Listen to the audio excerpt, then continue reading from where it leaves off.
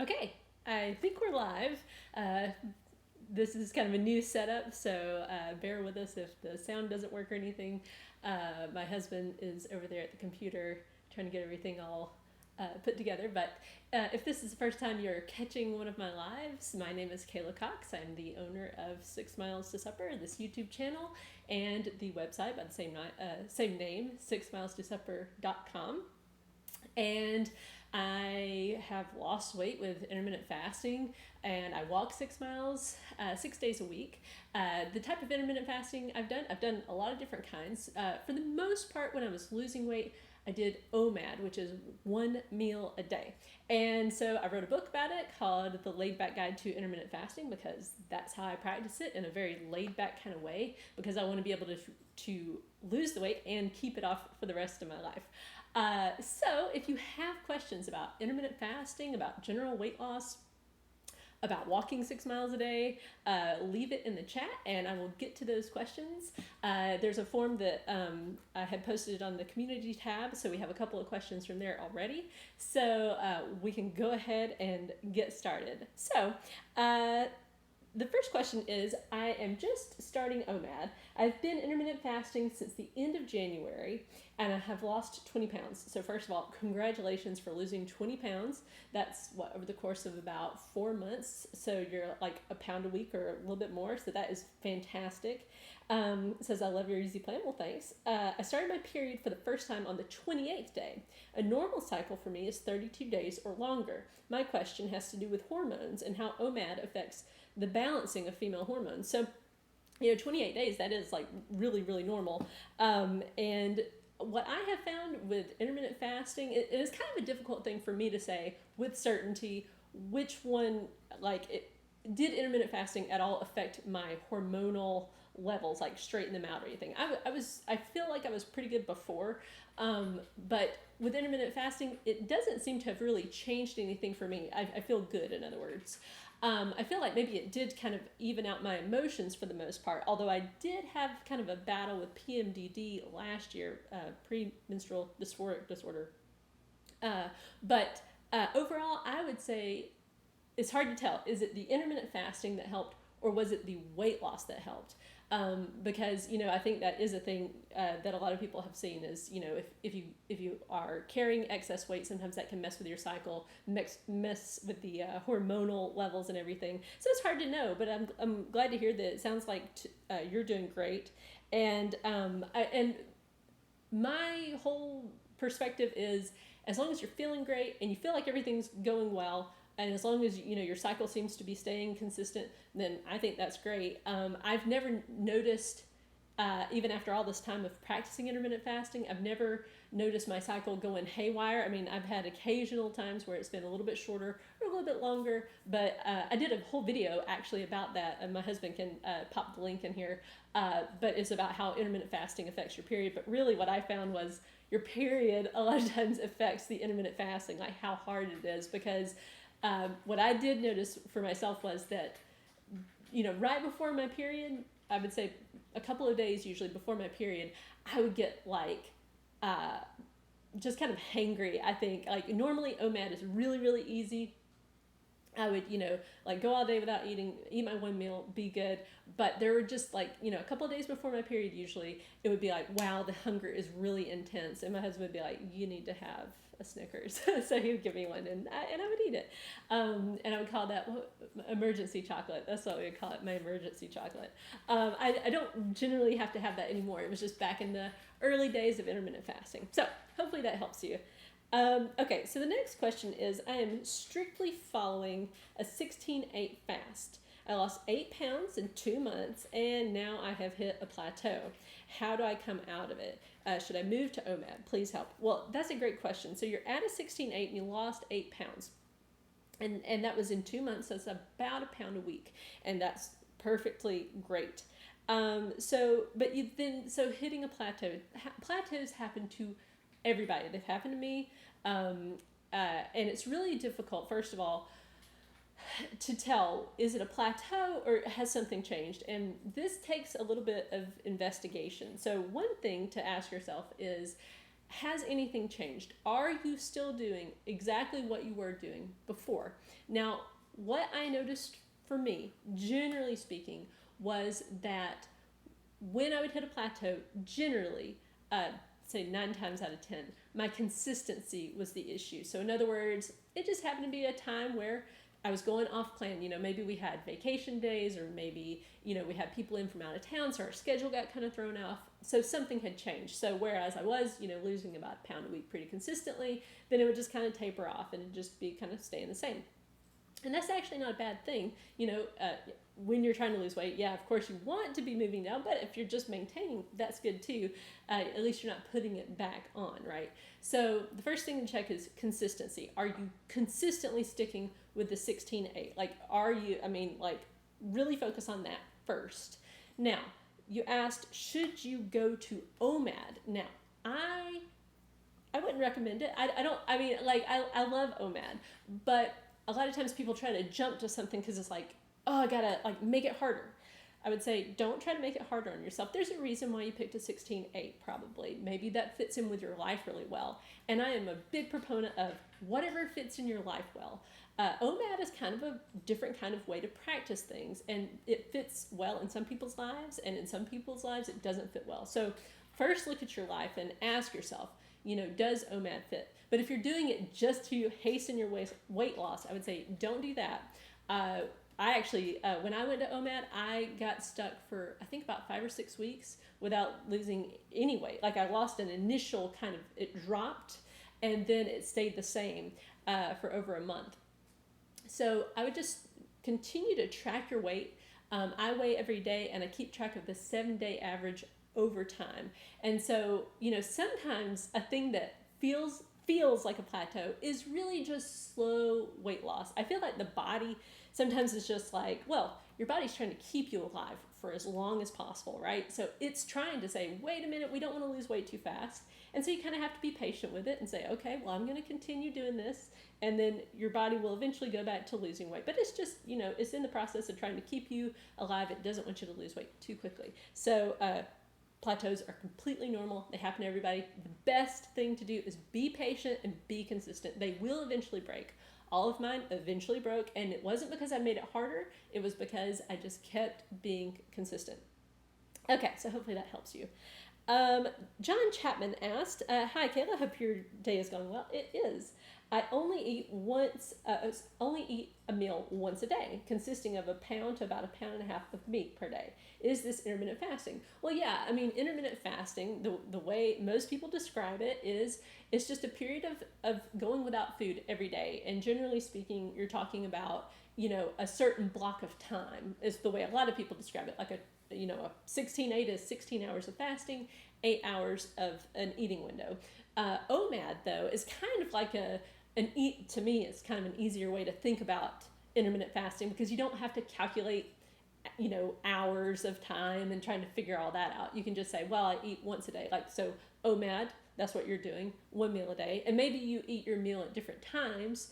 And I would say as long as you're, pretty consistent in the time of day, then yeah, you're intermittent fasting. I suppose it could be kind of tricky if you eat at supper, but then you eat another pound at breakfast. So then if your window is pretty short, then maybe that wouldn't technically be intermittent fasting, but I would say you're basically doing OMAD. So there you go. Okay, Christina Morgan. Oh, hey Christina, it's nice to see you from Utah. Thanks for your compliment there, and it's good to see you in here. We are not traveling anymore. We just got back into a permanent house. We were full-time RVing for 2 years, so that was a huge, wonderful adventure, but I'm very happy to be back in just a permanent location here in Florida. So, okay, Tammy Cobb. Kayla, your easy way of doing OMAD has helped me in a big way. Oh, great. I've been doing this since the beginning of February, and I've lost about 20 pounds. That is awesome, Tammy. That is great. Congratulations. And you're doing it obviously in a very sustainable way, and I'm glad OMAD's working for you. I love it. I just think it's such an easy way to just practice intermittent fasting, just 1 meal a day. So easy, right? Okay, Mom Fasting. Love your channel. Been watching for a couple of years. Oh, well, thanks. I just want to know how your kids stay so quiet while you film. Well, I threatened them within an inch of their lives. No, they're right now, they're in their rooms. When we were in an RV, that was a bit more challenging because that was like 300 square feet of space. And so there was like a door that we would kind of like, it doesn't really close, it just kind of comes comes and like leans against the wall, right? And then and there was also this little cloth kind of accordion door that we would close, and we just asked them, please be quiet. Our kids are a little bit older now. The youngest one is almost 8 and the oldest one is almost 14. So like when I first started doing these, my youngest was a little bit younger, and that was a little bit harder to keep him quiet. But yeah, they're good kids. They're really, really super good kids. So I just asked them nicely, please be quiet. And sometimes, we've had people, like our kids will not realize and they'll come in. And so, okay, so Deborah Kubler, I hope I pronounced that right. Hi, Kayla. I'm trying to go from an 18.6 to OMAD successfully with that, and you're doing that, successful with that usually 3 times a week. Do you incorporate sweets into your OMAD schedule? And if so, does it help your weight the same or increase it? Oh, does it keep your weight the same or increase it? Okay, so Deborah, that's a great question. Let me get some water real quick.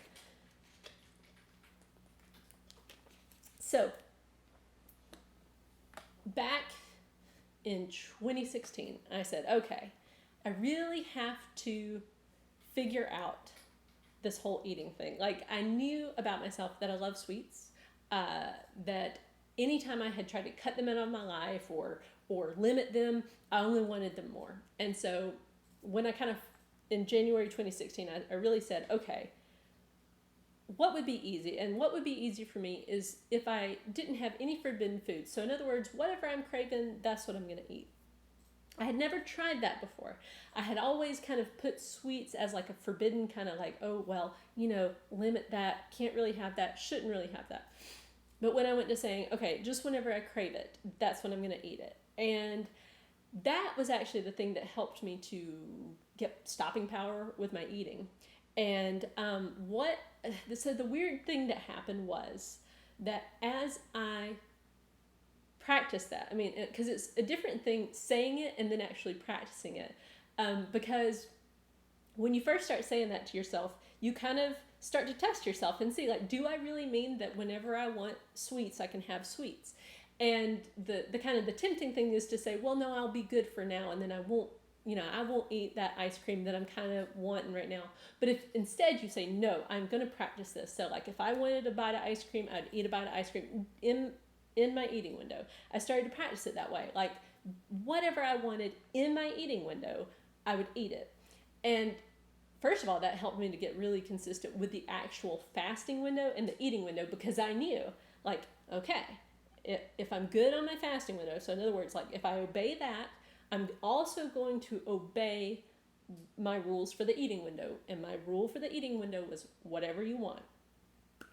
And so I taught myself that, yes, I really do mean it. Like meaning what you say, like keeping your promises to yourself. And I kept that promise to myself. If I crave cake, I'm going to have some cake. And so it was kind of this weird paradox, because then when I did that, I didn't crave the sweets like I used to. Like it was like, well, I can eat however many pieces of cake I want. Well, it's like, oh, I want one piece of cake. But before, back before I was successfully losing weight, it was like, I would think to myself, well, I shouldn't really have that. And then I would go overboard on the cake, right? So it took time to practice that with myself and to really teach myself, yes, you can have whatever you want. So that means like, like if, let's see, last night's a good example. So last night, for my OMAD, I had, there was like salad with ranch dressing and cheddar cheese, and spaghetti with meat sauce, and a slice of chocolate cake. And that was my OMAD. And I'm full still. But yeah, like, in other words, that's how I eat. Like, sweets are not a special occasion thing for me, and they were not. Especially, I would say, 2016 was really when I got really clear with myself about no forbidden foods at all. No putting them on a pedestal, no saying, well, we're going to try to limit that. And that is when I've lost the bulk of my weight, is the point. Like, I've lost the bulk of my weight by doing it that way and by keeping it off too. Like, I don't have like, oh, well, I can have one dessert a week or anything. It's just like whenever I crave it. And the weird thing is I don't crave it so much. So, oh, good. So I pronounced it perfectly. Did your last name. So I'm not going to attempt it again. We'll leave on a high note. Okay. Tammy Cobb, I have a theory about plateaus. I feel like your body takes some time to reorganize itself before moving on.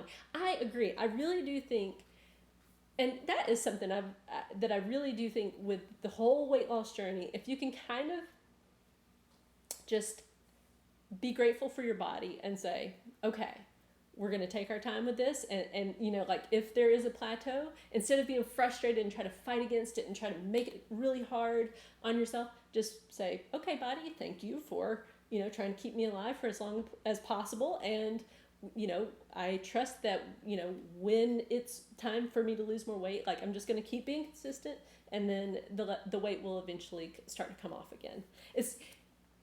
That's easier said than done. I get that, because during a plateau, it's like you just want it to, you want the scale to start moving again, and I totally get that. But it's also important to learn, you know, how to maintain for a while and just look at that as like a little trial run of maintenance, because that's what maintenance is all about. It's like staying in that same place for the rest of your life.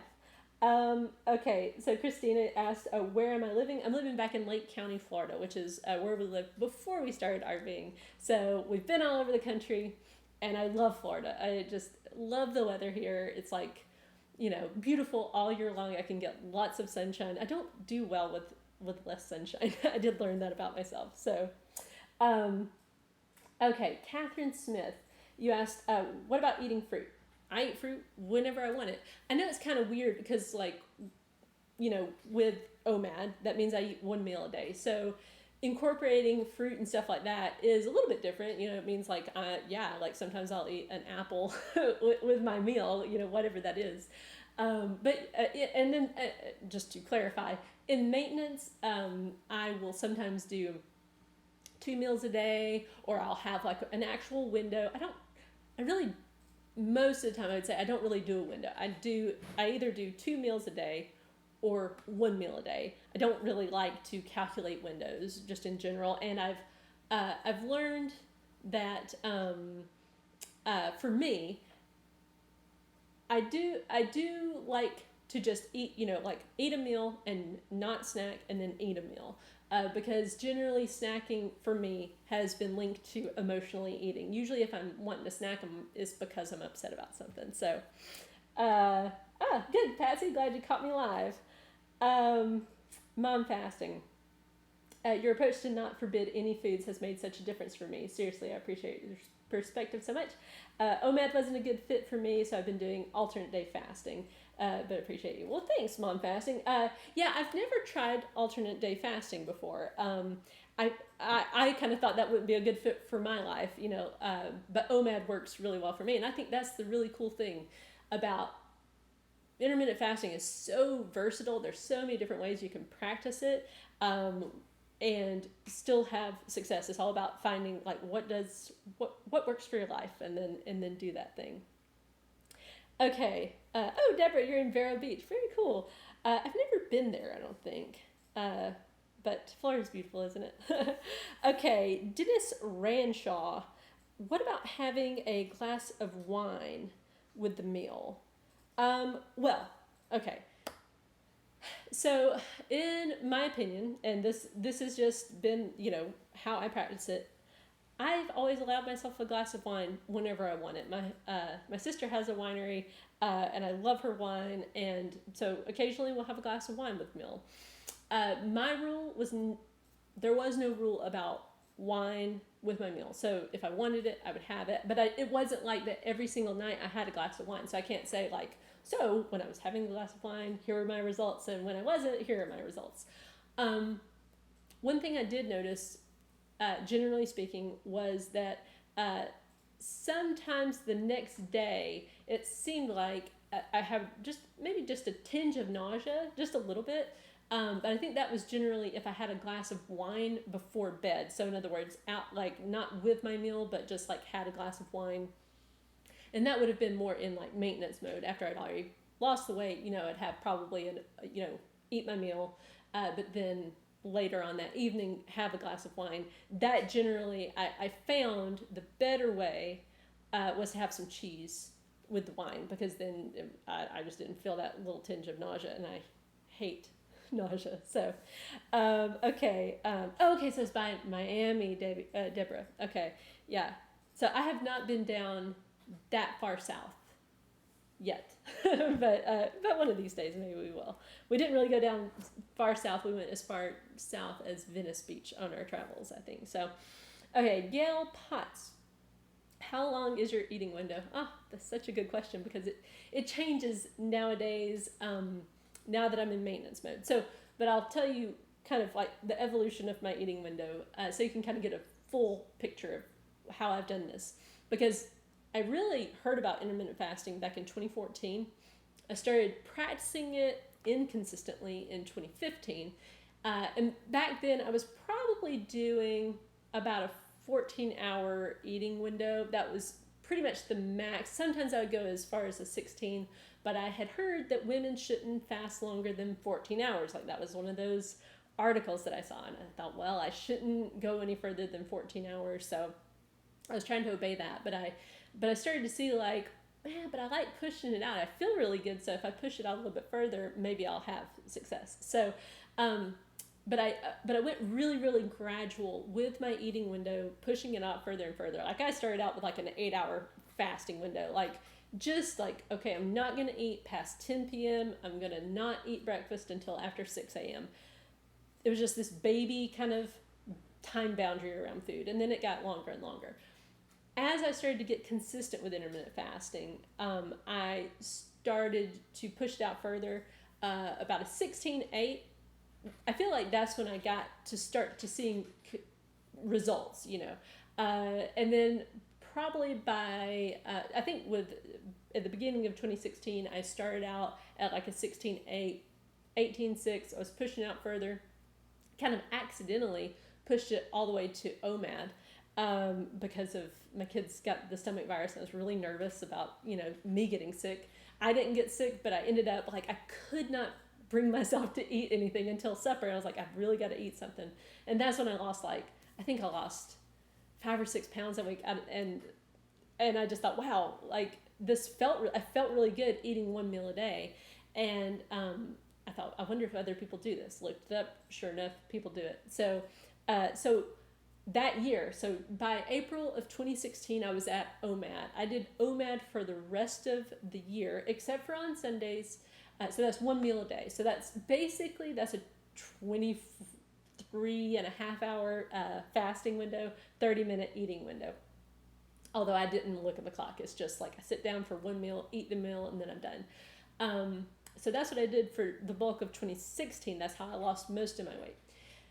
When I went back to maintenance mode that first time, I would sometimes eat one meal a day. Sometimes I would have 3 meals a day. Sometimes I would have, I was really trying to see how loosey-goosey can we be here before I start gaining weight. I mean, that's still kind of my, the general thrust is like, how strict do you have to be to still maintain in a range?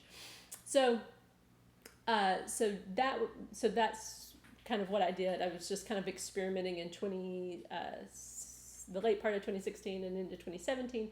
Then I started this channel, and I thought, I was still like 3 or 4 pounds in the overweight BMI zone. And I thought, well, I have to lose weight. I can't, I thought to myself, like, I can't be technically overweight and make videos about weight loss, which I disagree with my past self on that now.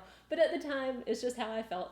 So I went back to the old reliable plan, which was walking 6 miles a day, eating once a day, so OMAD, 6 days a week, and then taking my cheat day on Sunday. And so that's what I did. It took me about a year, I think, maybe like 10 months, to lose 17 more pounds, which was about a third of a pound a week. So hopefully I said all that right, but it was a third of a pound a week on average when I was doing that, and so I lost the rest of the weight. So then in October of 2018, I did the same kind of thing where I went back to maintenance mode. So since then, I've just been trying to, figure out, well, how do I want to eat, and what I've found is that generally speaking, I like to eat either one meal a day or 2 meals a day. I don't really, because I thought to myself, well, maybe I want to go back to eating, just 3 meals a day. Maybe that would be something I like. But I like bigger portions. And so 3 big meals a day doesn't really work for me to try to maintain the weight loss. So I've found for me, I can maintain with like 2 meals a day or 1 meal a day. Although I really have found, especially lately, because things have been so crazy, 1 meal a day, that works for me. Okay. Let's see. Mary Monroe, love intermittent fasting. I've lost 14 pounds in 2 months. Fantastic. At age 57, awesome. About 10 to 13 pounds to go. I'm already at a healthy BMI. That's fantastic. Love OMAD, love your channel. Oh, well, thanks. I hope, I wish you success. The last 10, 13 pounds, just be patient and you'll get it off.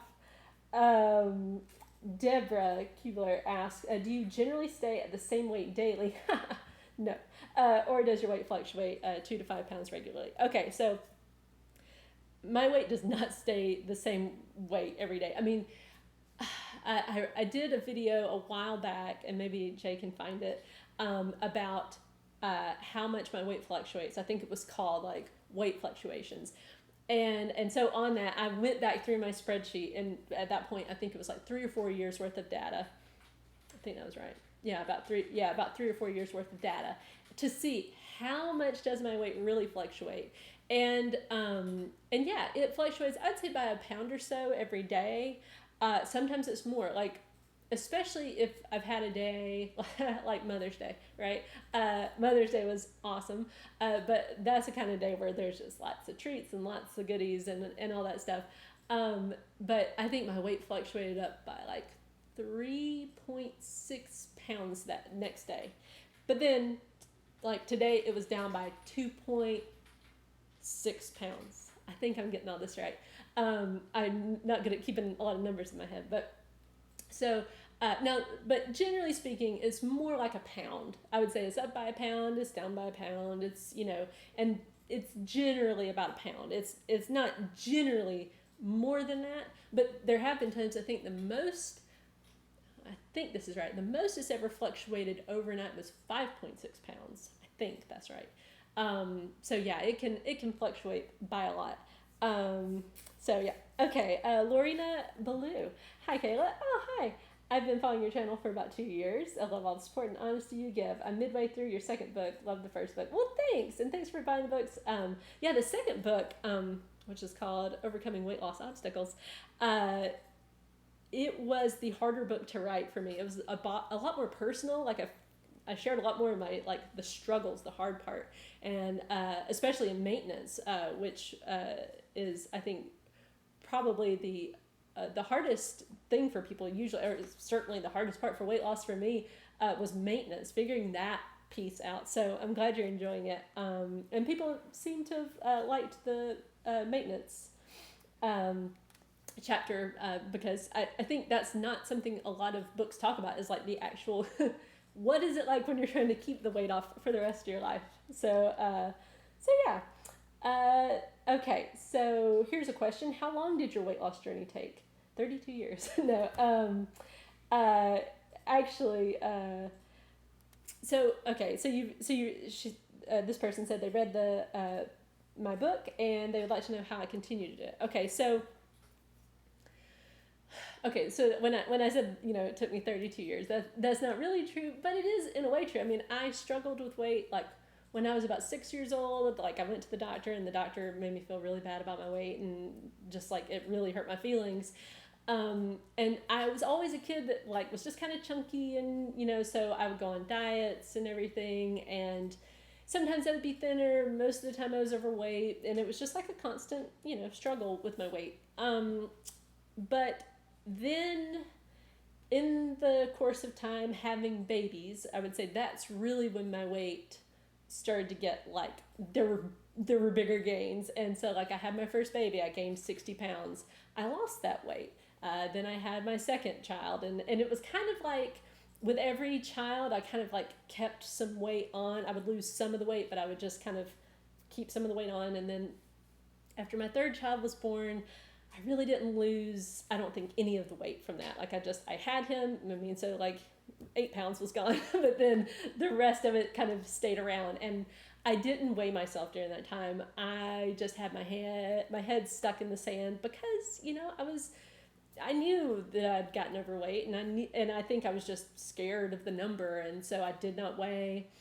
And so in March 2014, I got tagged on some Facebook photos, and I didn't recognize myself. I was really upset, and that was my I've had enough moment. Like, I'm going to figure this out, and it took me a while. I mean, at that moment, I said, I'm figuring this out. And I'm not going to be back here. Like, I'm going to figure this out and keep the weight off. And it took me a while. Like, it took me until the end of that year until I heard about intermittent fasting. And I mean, I was trying stuff along the way, but I really just, nothing quite worked. And I wanted it to be permanent. I did not want to go on some kind of crazy diet, which I've done before, lose the weight and then gain it all back. Like, I really wanted to figure out, how can I keep eating the foods I like and keep the weight off for good. And so that's what all of this is about. So it took me, so 2014, I basically was just researching the whole time and not really taking a whole lot of consistent action. 2015, I lost about 20 pounds, and then I put about 5 back on, so it was about 15 pounds in 1 year.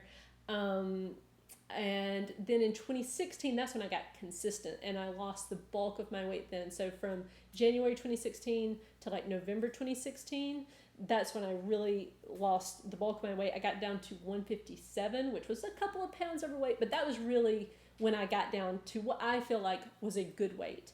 And then, so I've maintained that, and then I lost, another chunk of weight, like another 17 pounds or so. That took about a year, and so now I'm just keeping it off, and again, just experimenting. I continue to weigh daily. I walk 6 miles 6 days a week, and I take a cheat day on Sunday, as always, and generally OMAD or 2 meals a day. Okay, Rebecca Gwynn, I've been doing OMAD for less than a year, lost 20 pounds. I notice your hair looks better. Oh, thanks. Oh, you've noticed these things as your hairstyles. Well, thank you very much. I appreciate that.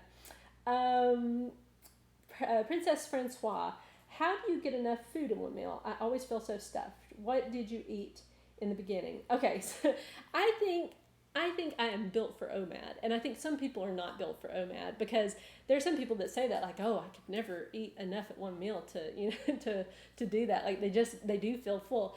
And I guess I'm like, I don't know, my stomach can expand or something, because I can certainly eat enough at one meal every day in order to, stay at a healthy weight. My husband is the type, though, that really can't do that. Like, he can't go a long time between meals, and he really just doesn't eat a whole lot at one meal. Like, I just have the capacity to eat a really big meal. So I would say, so I think it's just different for everybody. So if you find that OMAD doesn't work for you, don't worry about it. Like, OMAD is not the magic bullet. I mean, I've met people, they eat, 5 to 6 small meals a day, and it works for them. They're able, that fits their like body and, the way they're built better. So I would say experiment with it, and figure out, how, like maybe you're more of a 2 meal a day person. Maybe you're more of a 3 meal a day person.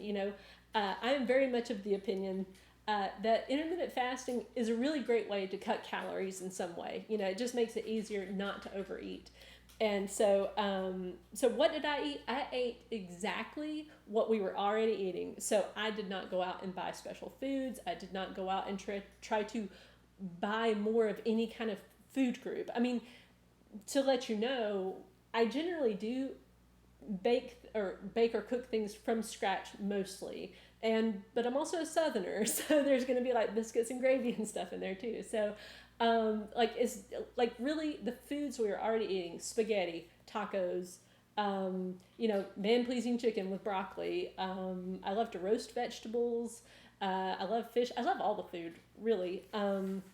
So anything that we were already eating, I did not eliminate any foods at all.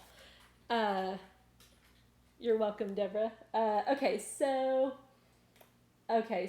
Lorena lost 10 pounds 2 years ago, and you did that at 12-12. And then I moved to 16-8. However, I was not consistent, and now I'm back to obesity. Well, look, Lorena, hey, it happens, okay? And you can't do anything about what's in the past, right? So now it's about what are you going to do today? And what are you going to do going forward? And, I've gained weight, even in maintenance. Like, even being what I felt was fairly consistent. But it wasn't consistent enough is the thing. And I've had to go back to okay, I'm doing OMAD 6 days a week. And that's what I do, by the way. I don't know that I said that out loud yet, but my goal is to be in the 140s. But if my weight goes above the 140s, so it goes up into the 150s, I then say, okay, it's time to go back to weight loss mode. And so I go back to just doing the old reliable OMAD 6 days a week, walking 6 miles a day, 6 days a week, and cheat day on Sunday. And so it's not like I'm perfect by any stretch of the imagination, which is why the book was so hard to write because I had to talk about all those things that were hard, even though I had a YouTube channel about intermittent fasting. So hopefully that encourages you. Oh, thanks, Janice. You had some nice words about interviewing. Well, thank you. I really do enjoy interviewing people on this channel. It's kind of a difficult thing for me. I did turn off YouTube comments, but one thing that is difficult for me to encourage people to come on and share their story before was that sometimes the comments were mean, and somebody sitting there and they've lost a lot of weight, and there will be a comment that basically says, oh, it looks like you still need to lose a few more, or something like that, or oh, you look better 10 pounds ago, or whatever, so my point is, I kind of have this hesitation about actively trying to find people that will come on and tell their story, because I don't want to put that excess pressure on their weight loss journey, because it is, having this channel, it does put a little bit of pressure on my own weight, something that I wouldn't have had otherwise. And so it's kind of a struggle for me, but I know that it helps people. I know that it really helps people to see other success stories, because it helped me. When I was trying to lose weight in the beginning, I would search out, how did other people do it? Did other people like me? I would literally Google mom of 3 who lost 70 pounds, mom of 3 who lost 60 pounds, just because I wanted to see can you really lose weight when you've had that many kids? And it is helpful. So if you'd ever like to be interviewed, reach out. You can email Kayla at 6 Miles to Supper, and we can set up a Skype interview. But again, I do feel kind of ambivalent, because I do know it's difficult to share the story. It kind of puts pressure on the, after you've shared the story on YouTube, and then it does put additional kind of stress on it, because you want to keep it off, because you don't want it to be like, oh, well, I did that interview. And so, anyway. Okay. Oh, Gail, thank you. From England. It's so nice to hear from you. I'm glad you find the videos helpful. Jan, thank you very much for reading the books, and I'm glad you enjoyed them. Lorena, I've dived back into to intermittent fasting during quarantine, and I'm a lot more consistent now with a clear plan. Excellent. You've been doing 21-3 for 3 weeks and love it. Yeah, this quarantine really can be a good time to kind of get consistent, because you're at home more, and maybe you have fewer distractions, right? So I'm glad to hear it's going well for you. And just be patient. Let's see. What's the name of your book that you and your husband wrote on marriage, and how can I buy it? Oh, yeah. So I did this cool collaboration with Kim Smith, who was an interview that I did. The Incredible Shrinking Smiths. Her and Ryan, her husband, have lost.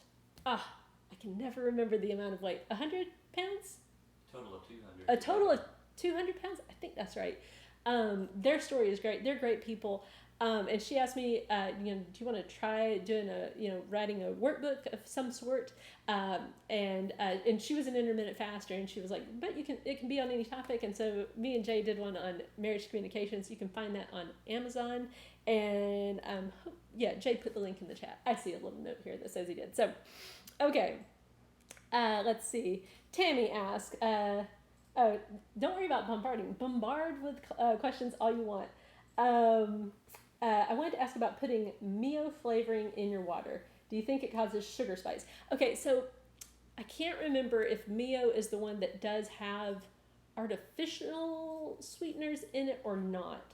I can't remember, but I'll tell you my experience. First of all, I don't like the way artificial sweeteners taste. Like, for whatever reason, they taste weird to me. So I don't really like the taste. And they also kind of mess with my stomach and give me a lot of gas and kind of make my stomach hurt. So I just don't use them. Not because I'm afraid that they're going to hurt me or anything. I think they're perfectly safe.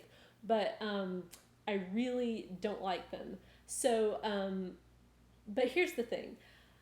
And another thing about artificial sweeteners, and this is just something from my experience. I don't know if everyone has this experience. I do think there have been studies done about it, but they make me hungrier. Like, I first noticed this years and years and years ago. Like, I would do that typical thing that we all do.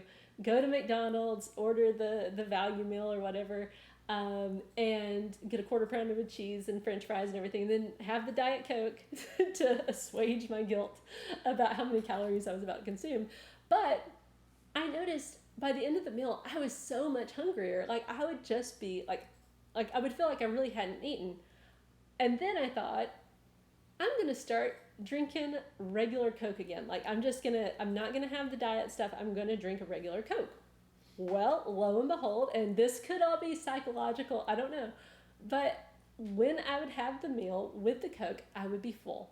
And so I said, well, I guess I'll just not do artificial sweeteners. Like, I'll just pass on those. So that's what I do. Like, if I'm going to have a soda, it's going to be like a regular old like Coke or Mountain Dew, Dr. Pepper. I don't drink Cokes often, but I do allow myself to have them if I want them. Not in my fasting window, obviously, but at my meal, like, it is rare, but I will do that from time to time. I would say that's probably less than once a month for those of you out there who wonder, like, well, how fast? Okay, so Jay put me a note that says Mio has sucralose, so that is Splenda, which is artificial sweetener. But the point is, I want to back up, because back when I first started doing intermittent fasting, I allowed myself sugar in my coffee. Now, that was in the beginning, and I was losing weight, and some people do that, and I mean, like, I know there are people out there who get really strict with the rules, but I don't. I was all about, like, how can I make this work for my life? And at that point in my life, I thought, okay, if I can have my coffee the way I want it, anytime I want, then I can stick with this fasting thing otherwise. Like, I won't eat anything, but I allow myself to have coffee. And so when I first started out, I was having like a tablespoon of sugar in my coffee, which is a lot of sugar, I know.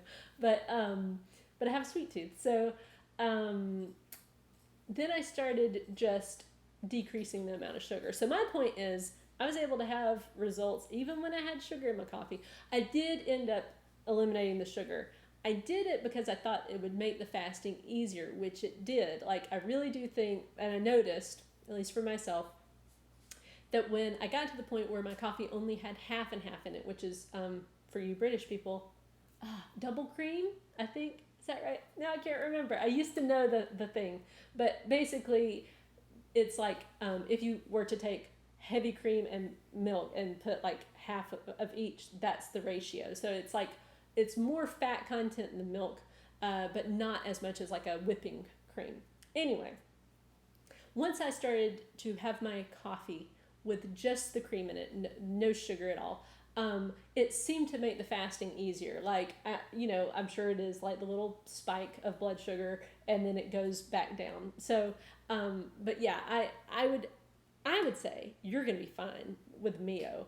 I say that it, like, notice your own results, but the tendency I think that people have is to like blame it on that one thing. Like, oh, it's because of that Mio. I would say try it with Mio. I've done little surveys on the community tab just to see, what are people allowing themselves and still losing weight. And I specifically asked one time about artificial sweeteners, like who out there is drinking Diet Cokes, like, or lots of Diet Cokes, and how's it going? And a lot of people out there are drinking, lots of Diet Cokes in their fasting window, and they are losing weight. So I would say it's more, the really most important thing is the calories, the amount of calories you're eating in the eating window are going to be the thing that really move the numbers on the scale. The little bits of, maybe a little bit of spike in blood sugar during your fasting window, I don't think is going to make a big difference. Okay. Daniel, hey Daniel, do you have any other exercise apart from walking? Hope you and the family are doing well. Well, we are doing well. So no, I don't. Push-ups. I do some push-ups occasionally. Let's see, it was last year. Last year I thought, okay, just the walking, I gotta step it up a little bit. Maybe I'll do some sort of weight training. Well, I was in an RV, and in an RV, it's difficult to do. You don't have a lot of room for equipment and stuff like that. So I thought, well, push-ups, that'll work. But the thing about push-ups is, in such a small space, my kids like to jump on my back when I'm trying to do it, and they think it's hilarious, and I think it's annoying. So I never really got consistent. Now that I'm in a house, maybe I can get consistent. I have actually been doing them fairly consistently since Friday. So, and my goal, I think, is just to be able to do, my original goal was 100 strict push-ups, but my husband does 40, so maybe I'll try to work up to that. I don't know. We'll see. But I do like the idea of being stronger. I do like that. Okay, so Princess, thank you for your kind words. You asked, when you are fasting, what do you intake, such as drinks? Okay, so here's what I allow myself during the fasting window.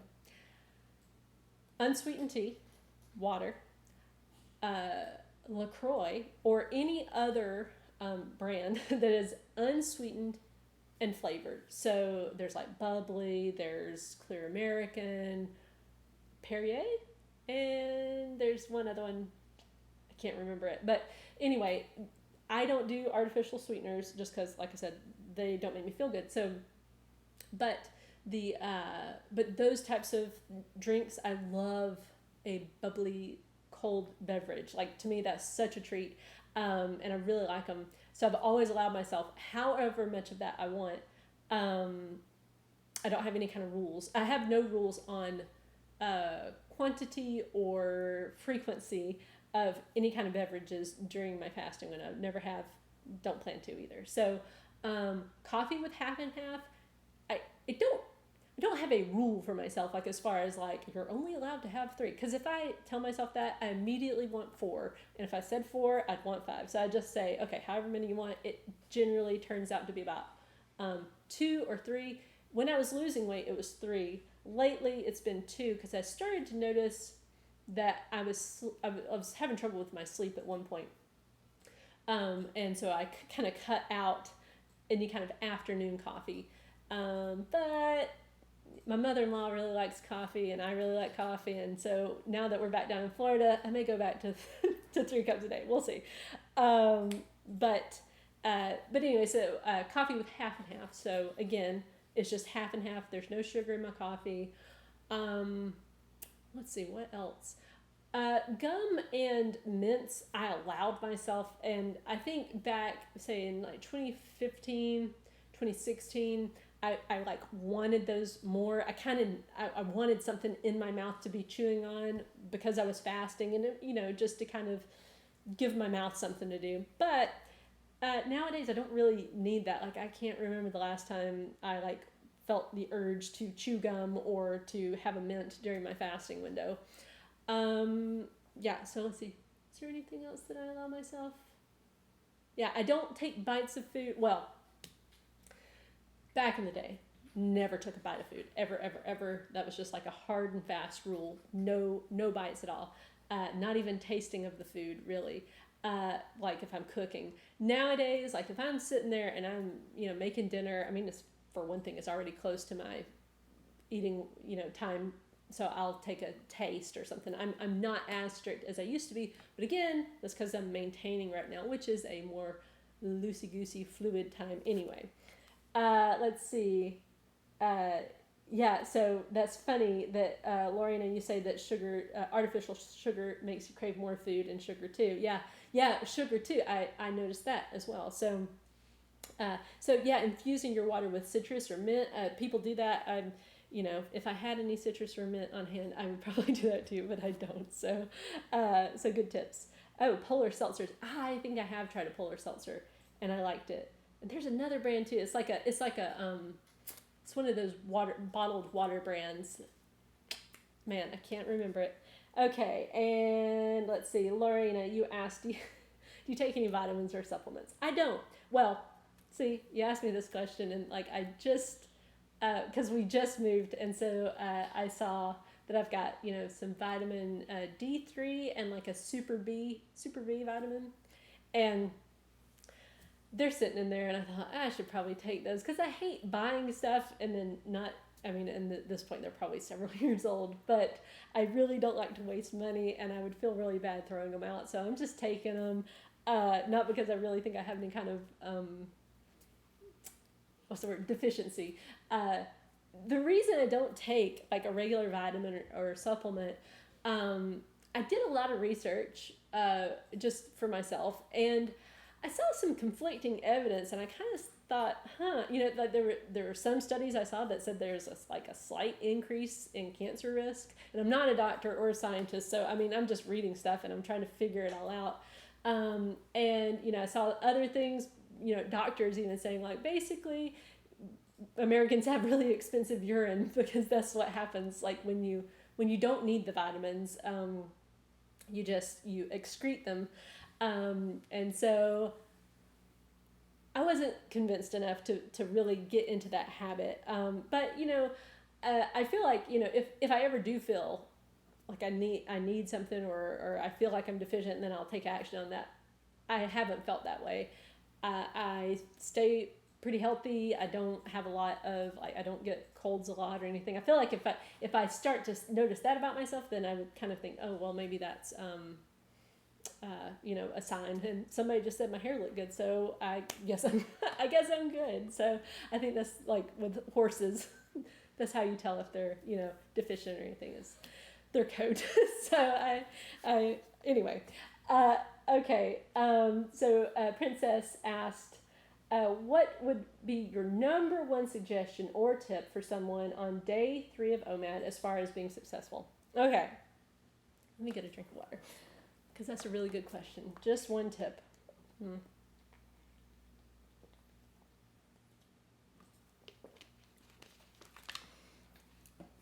Okay, my number one tip would be patiently consistent. See what I did there? It was really 2 tips in one. Be patient.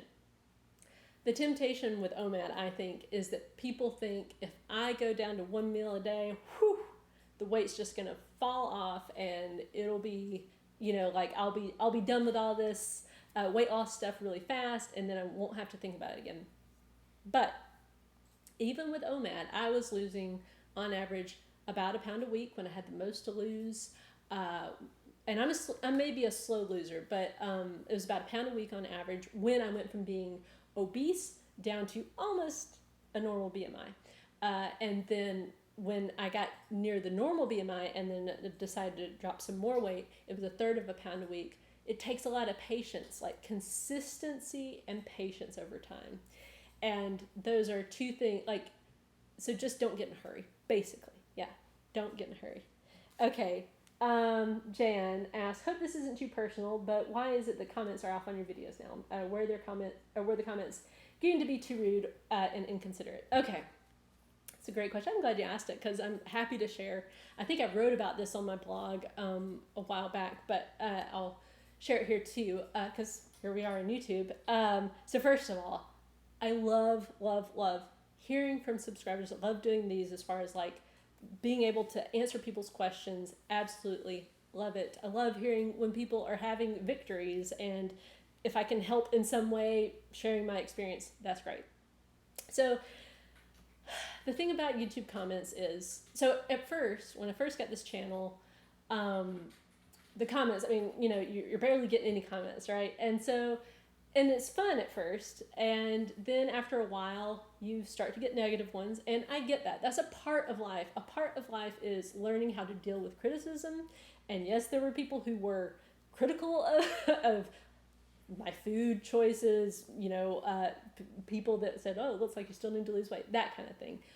But as my subscribership grew, the number of comments there's a lot. And I couldn't continue to do the answering of the comments. First of all, when if I'm going to answer somebody, Jay can attest to this, it takes me a while to sit there and craft the response. I want to be thorough. I want to, cover all the points and everything. So it became this difficult thing because I wanted to be able to answer people's questions thoroughly, but it was starting to take a lot of time. So that was one thing. It was taking a lot of time. But it was also the comments, because there were so many more, the number of negative ones became increasingly more. And so the best way I can describe it, and this is how I started hearing it in my head, was I feel like I'm getting kicked in the gut every time I go into the comment section. And you can only get kicked in the gut for so long before I started to say, either I'm going to stop making YouTube videos or I'm going to change. So I made a change.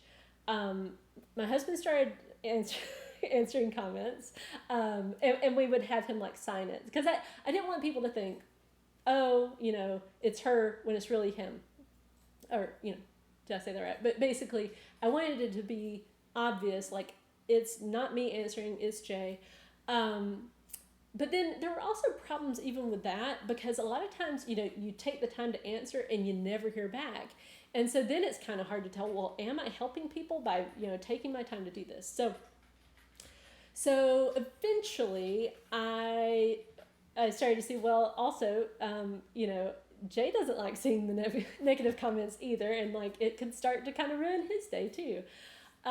So we said, okay, we're just going to turn them off. So we turned them off. And it was a way for me to continue to do the things that I do, because I knew that I wouldn't otherwise. So I turned off comments thinking, well, it might hurt things, but that was just, it was the only option that could really work for me in my life. So there you go. So that's why. I hope that thoroughly answered it. If you have any other questions, I'm an open book as far as that goes. So that's why YouTube comments are off. Jeff Heinzman asked, do you plan to make an audiobook of your second book? I actually did. It is available on Audible. Hopefully Jay put the link. He did put the link in the chat. So I've done the audiobook version of both of my books, and that's a fun experience. So I always, I was so nervous the first time I did. I wrote a blog about this, about how imposter syndrome sets in, and I had to record my audiobook because we were on the road. So I'm in my RV, I'm sitting on the bed, I had my comforter draped over me, so it creates this recording studio, makeshift recording studio, and it's a lot of fun. I saw Micro do it one time on Dirty Jobs, and I thought, hey, if he can do it, then I can do that. And if it's good enough for the Discovery Network, it's probably good enough for Audible. So anyway, so there we go. Oh, well, thank you guys. It sounds like people understand about the YouTube comments. And that was another thing too, my own personal policy, generally speaking, is to stay out of the comment section. It's so hard to do, but on a YouTube video, I usually just don't even open up the little comments thing, because usually it's something that will stress me out, or same thing with if you're reading a blog or something like that, a lot of times the comments section, that's where people argue and all that stuff. So I thought, okay, well, that's my own kind of personal what do you call it? Philosophy. So I'm glad you guys understand. Okay. Sama Kamal, maybe. Are carbs really bad for weight loss as you don't do it? Well, I do eat carbs. So I think maybe what you mean, because I'm not low carb, right? Because I'm not. And I think that'll be the last question because we're already an hour in. Man, that hour flew by. Thank you guys for joining me. So carbs, to me, they're fine. I love carbs. I'm probably higher carb than anything else. To me, the big thing is not eating too much food, too many calories. You can look at the Amish. They eat a lot of carbs, and they're pretty healthy people. They got good longevity and lower diabetes rates. Obesity rates are much, much lower. And so, yeah, so there you go. So I love carbs. I know not everybody does, but I do. I think it's for me, I feel best when I'm eating carbs and protein and fat. And that's just how I feel best. High protein, I don't feel great. If it's like just protein, nothing else, I do not do well on that kind of thing. So thank you all for joining. I hope you enjoyed this. Now that I'm in a regular house with a regular kind of connection, I guess it did well. Then hopefully we can do these on a more regular basis. I'll try to get more of a schedule. And we will see you next time. I don't know if you're still here, but if you are,